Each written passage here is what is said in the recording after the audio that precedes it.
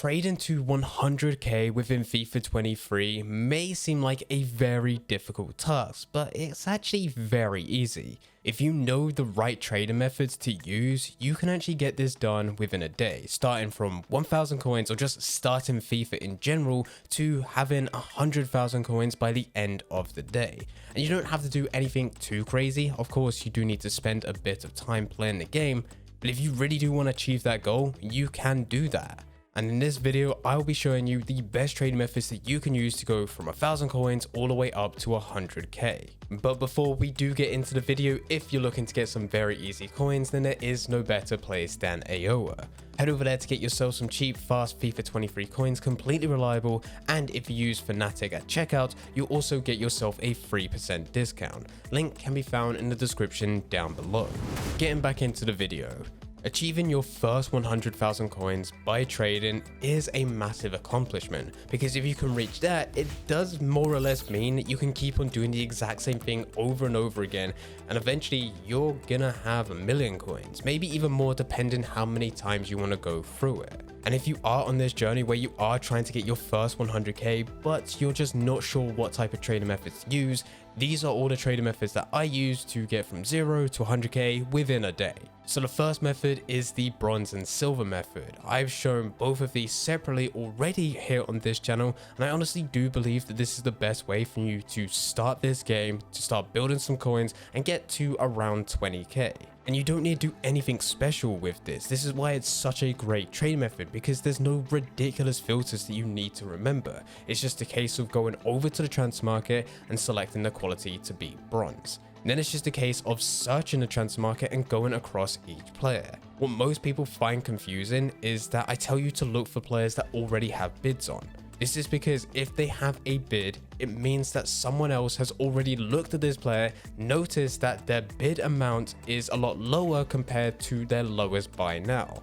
So this makes it easy for you to just go across and find players that already have bids on. You can compare the price to see if there is any more of a price difference, and if there is a large margin, that is when you can add them to your watch list and place a bid on the player. So just as an example, if you was to go through this, bronze as the quality, search the transfer market, go across until you find a player with a bid on, you want to add them to your watch list and then compare that player's price. The reason you add them to the watch list first is because there are occasions when you'll compare the player's price, go back to the transfer market, and you have a completely different set of players. So you've missed a potentially good deal there. If it does happen, you can actually just go back to your watch list and there they are. They're there right in front of you and you can place a bid if you choose to do so. So you add them to your watch list, compare the player's price, and all you're doing with these sets of players is checking to see what their lowest buy now is. If the current player that you added to your watch list had a bid of 150 coins, but after going through all of them, the lowest buy now is 1000 coins, you can bid 200 and then list that player at 950. Still meaning that yours is the cheapest on the transfer market, but if it does sell, you're able to make a very nice amount of profit, and these deals show up more often than you think. That's why it's so good to start with this type of method, because you can get players for around 200 coins when you're not really starting with a crazy amount right at the beginning. You only have the coins from loyalty packs if you have any, or you're getting them from your first match or going through objectives. But this can give you a really good return. Once you get up to 10,000 coins, this is when you'll switch it out and you start using silver players instead. With silver players, you'll need to spend more, so it's unlikely that you're going to get loads of players at 200 coins. You may need to spend 300, 400, maybe 500. In some cases, it could potentially even be thousands, but you'll be able to sell those players for a lot more. Once you have 20, 25k, this is when it's no longer worth using this method anymore, simply because it's taken way too long for you to fill your transfer list. That is normally when I start looking at bulk bidding. With bulk bidding, you can really use any player, but it does come down to a bit of trial and error. And it's likely with this trial and error, you'll end up with players which are far different to the players that I'm using. So to find a player, what I normally do is go over to the transfer market. I will then set the quality to be rare gold, and then I'll put the minimum bid to be 650, maximum bid to be 1000 coins. Then it's just a case of searching and going across. There's no real rule to this, it's just looking at players that you think could do well. So I know players within the Premier League, they normally have way too much attention that it's just not worth going for. They may work on a bulk bid, but you may be able to bid on 50 of them, and you could be in some cases getting lucky to just go and get 5 or 10. And for me, it's just not worth my time doing that. It's also not worth getting any players which are currently going for their minimum. So if I do see a player there that's currently listed 550 and 600 coins by now, I'm not going to bother wasting my time trying to search that player on the transfer market. You just want to look for a player that's got a bid within this price range, something that you're happy with their rating, their league, so that you can actually just go back to the transfer market, search that player individually by name, and find their lowest buy now to see exactly what it is. Typically, players that do the best are listed anywhere between 800 to 1000 coins as their lowest buy now. That way you can get them on 600, 650, 700 and you're still able to make profit. If they're slightly higher with 1000 coins by now, then yeah, you can take your bid amount slightly higher.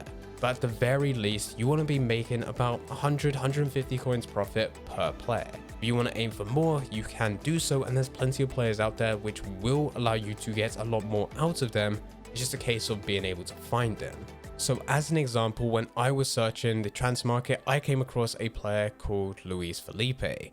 When I searched for his lowest buy now, he was going for about 850 coins. I was happy to get him for 700 coins and lower. So there was a mix between the players that I bidded on, but there was occasions where I go 600, 650, 700, 600, 650, 700 and keep this loop going. It did not take long for him to expire, so I managed to win quite a few of them. It was only in a couple of minutes, and then I would list every single one of them back onto the transfer market. Because I was getting them at the max of 700, when I listed them at 850, I was making just over 100 coins. But very similar to me bidding, I didn't list them all at 850. I listed some 850, some 900 and some 950. All the ones that I listed for 850 coins sold within the first hour. Some sold for 900 and there was a few which sold for 950. Once it rolled round to the second hour, that's where I brought those which I listed for 950 down to 900, those that were listed at 900 down to 850. And you can see how gradually over time I'm maximizing my profit out of every single one of these deals, but also I'm guaranteeing that I will sell and will be able to generate a good amount of coins. By the time that is rolled round to the third hour, I would have sold everyone. Now I could have listed everyone at 850 and yes, they would have sold within that first hour, or most of them, but I'm just not able to make as many coins. Now with this type of trading method, you're not making a crazy amount per player, in some cases a maximum of around 250 after EA tax, but it's because you're able to get 30 or 40 of these players within mere minutes. And no joke, you carry on doing this, you will get to 100k. I know it's not a crazy amount of trading methods to go through, but I did do this myself. You're able to get so many of these deals that you will reach 100k. Now, if you are only just making 100 coins profit per player, then yes, it's going to take a hell of a lot of players. But if you're able to make slightly more, then it's going to take less time. If you are trading and playing games, which I always recommend, then you're going to get to 100k in no time. But there are two other methods which I did also use. With both of these are extra things that you can do right now, but it's not actually going to help you reach 100k, but will definitely help build your club up later for you to make even more coins, potentially when you're trying to go for your million. So the first way is starting to bring in the bronze pack method. You do not want to do this right away, but once you start to have around about 50k into the account, you want to start bringing in the bronze pack method, simply because you're able to generate coins from them because you'll get players that sell within the bronze pack itself. Plus also with the players that don't sell, you're sending them over to your club, which will later be able to use for the bronze upgrade to give silver players. Those silver players will be used for the silver upgrade to give common gold players, and those common gold players will be used for the gold upgrade to get a 2-player rare pack. It doesn't sound like much, but over time, if you just did a couple bronze packs every now and then, it really does build up and you will have an insanely good club filled with loads of untradeable players, all of which can be used for future SBCs, and these become very valuable, especially once league SBCs are added into FUT. And then the other method that I would do is team of the week investing, and this isn't done until you do actually reach 100k. You do not want to put all of your coins into this, but every single week at Wednesday at 6 p.m. a new team of the week is released. And that's available all the way up until the following Wednesday at 6 p.m. when a new team of the week is released again. But before a new one is released, you're going to buy team of the week players from the one that is about to expire. I always go for the team of the week players which are pretty much at their minimum. If there's anyone listed at 10 to 15,000 coins, I'm probably going to buy one of each of those cards, send them to my club and just keep them there. They're probably not going to increase for the first week or two, but over time they do gradually increase. And once EA releases an SBC which requires you to have team of the week players, that is when these players shoot up in value. It's happened every single year and it's likely to happen again this year. The only thing is that you need patience. And this is why it's not recommended to use this method to get to 100k, but once you do get to 100k, it's worth looking to buy maybe one or two of these players every single week, just so that you can store into your club.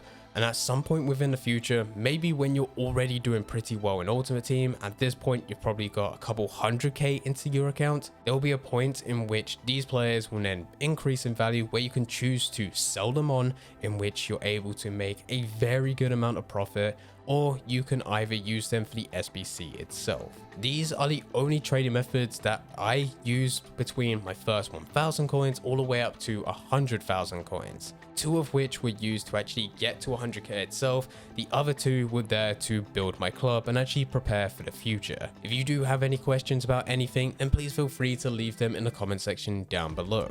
But anyway guys, I hope you guys did enjoy. If you did enjoy, don't forget to leave a like and subscribe. But for now, I'm going. So see ya.